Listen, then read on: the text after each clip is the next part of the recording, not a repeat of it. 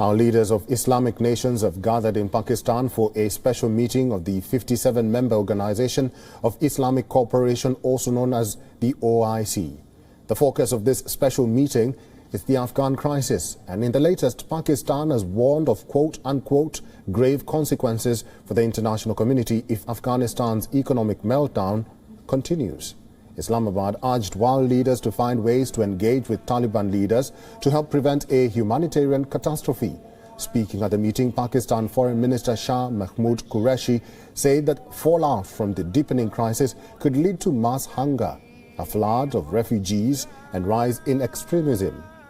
Qureshi also highlighted that the OIC was asked to consider a 6-point plan to help Afghanistan. The plan included coordinating aid, increased investment, helping rebuild Afghan institutions, and providing technical experts to manage the economy. Aid pledges are yet to be announced. Pakistan's Prime Minister Imran Khan also said that the world needed to separate the Taliban from ordinary Afghans. Quoting Khan's exact words, "I speak to the United States, specifically that they must delink the Afghanistan government from the 40 million Afghan citizens, even if they have been in conflict with the Taliban for 20 years. End of quote. The meeting was attended by Taliban Foreign Minister Amir Khan Muttaqi. Delegates from the United States, China, Russia, European Union, and the United Nations also attended the meeting. Nearly all speakers mentioned that the Taliban need to protect the rights of minorities. They also highlighted that Afghan women and girls need to be given the right to work and education. The meeting is the biggest conference on Afghanistan since the US troops left the country and the Taliban seized power.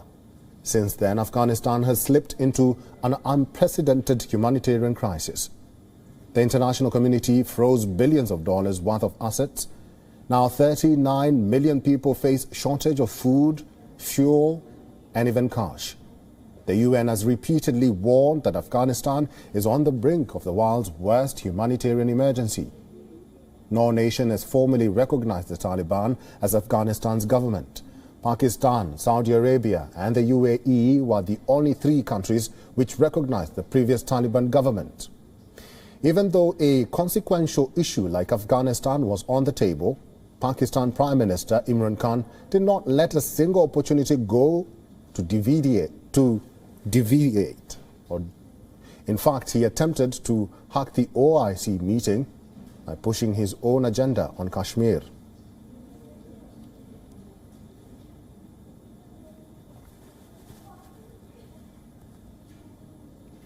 Joining us live from Islamabad is our Pakistan Bureau Chief Anas Malik. Thank you for joining us and good to see you, Anas Malik. Malik, what are the key takeaways from the first session of this all-crucial meeting? Well, Eric, the key takeaways from this very session is that there is a consensus within the participants that the humanitarian crisis in Afghanistan is grave and is getting graver and graver day by day. The looming cash crunch that is there in the country, that needs to be addressed at the earliest. The Pakistani Prime Minister spoke at the opening session, and he has said that it would be a human catastrophe, or rather a man-made crisis, in case if the world does not get to the help of Afghanistan. That is what the Pakistani Prime Minister Imran Khan has said as well. The UN Chief's UN Secretary General Special Representative Under Secretary, he has spoke and he said that the UN would be supporting the OIC in whatever decisions it takes. Additionally, the Islamic Development Bank's chief, he has suggested a 3-point strategy, mid-tier, immediately, then in medium term and in the long term as well, that needs to be implemented going forward with regards to Afghanistan. As we speak, the American side is likely to meet the Afghan foreign minister just in a short while from now, very short while from now, where I am. That's where the meeting will be taking place. Eric? Malik, some of the speakers highlighted the importance of strengthening the role of the OIC mission in Kabul, and also to provide it with the financial resources so that it could assume its full responsibilities in coordinating humanitarian support for the Afghan people. Why is it important to rally Arab countries to help Afghanistan? Well, Afghanistan is one of the founding members of OIC as well. That is one of the reasons. And then secondly, the one point agenda of this is that being a Muslim country, being an Islam dominant country, that is religion is the binding factor. That is the reason emphasis on the OIC's office.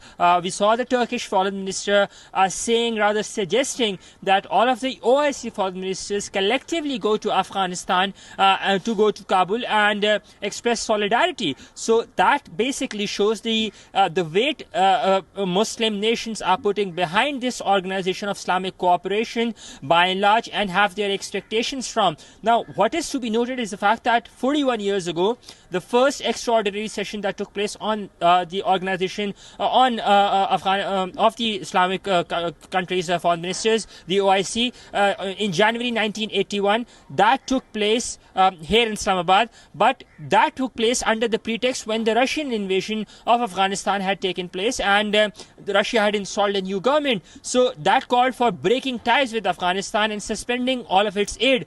41 years later, the tables have turned, and now in the same Islamabad, the same capital city of Islamabad, the OIC foreign ministers are meeting again, and this time they are meeting to request and generate aid for the country. Eric? Malik, we cannot predict the outcome of this forum, but some critics argue this might be the ultimate saving grace for Afghanistan. Do you get a sense of that looking at the participants in this meeting? Well, for now, there is no alternate saving grace per se, but one thing that is that there is a consensus for wider engagement for Afghanistan. Though the Afghan delegation might be having expectations of legitimacy or recognition, but that is certainly not happening. Engagement, again, it is hyphenated, clearly hyphenated, that engagement does not equate to recognition, and that is one of the emphasis of this OIC meeting. So the Afghan side will be holding bilateral meetings with multiple countries and their delegations. 22 of these are being headed at ministerial levels, and the other 10 are being headed by deputy ministerial level personnel. So the saving grace would be, or rather the emphasis or thrust would be to engage and seek and convince these diplomatic missions to come back to Afghanistan and have their diplomatic presence. But one thing that is to be noted is the elephant in the room, that is the United States. The Pakistani Prime Minister emphasized on the United States to unfreeze Afghan assets and to help in consensus in whatever that is agreed upon today. That is something to be looked out, whether or not United States weighs in, whether it bulges down from its stance or not. That is something that will be keenly watched out. Eric? Live from Islamabad, Anas Malik, thank you very much for your insights and for talking to us today. WION is now available in your country. Download the app now and get all the news on the move.